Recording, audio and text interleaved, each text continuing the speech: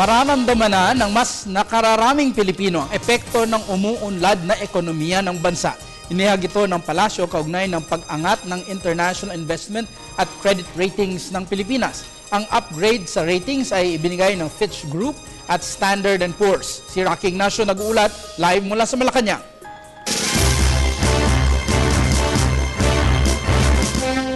Maraming salamat, Attorney Mark. Tama ka dyan. Tiniyak nga ng Malacanang na may hatid benepisyo ang pag-upgrade ng credit ratings ng Pilipinas. Mararamdaman daw ito dun sa mga dagdag programa kontra kahirapan at dagdag public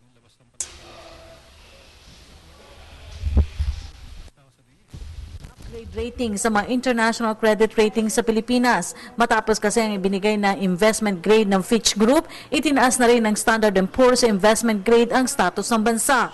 Sinabi ito ni Presidential Spokesperson Edwin La Cerda sa report na dapat maramdaman ng publiko ang gumagandang credit ratings ng bansa. Ayon kay La Cerda, ang pagpapahiram ng pondo sa Pilipinas sa mababang rates ay magbibigay daan sa pagpapalakas para sa paghahatid ng pangunahing serbisyo sa may hirap na Pilipino.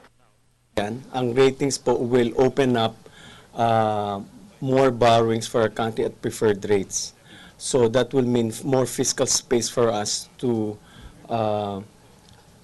service our poverty alleviation programs, our social programs. So that will have lower costs for our public, for instance, public schools, public hospitals.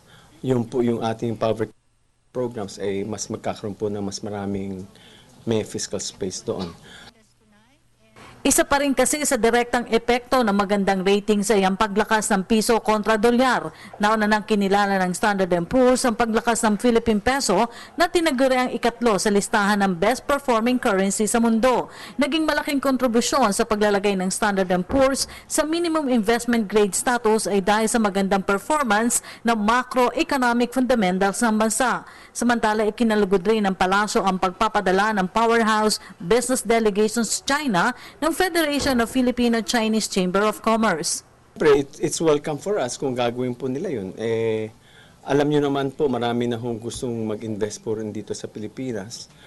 Nakikita man po nila na maayos po ang ating investment rules. Ang sabi po ng ating Pangulo, we will not be changing rules in midstream. Yan po ang mahalaga.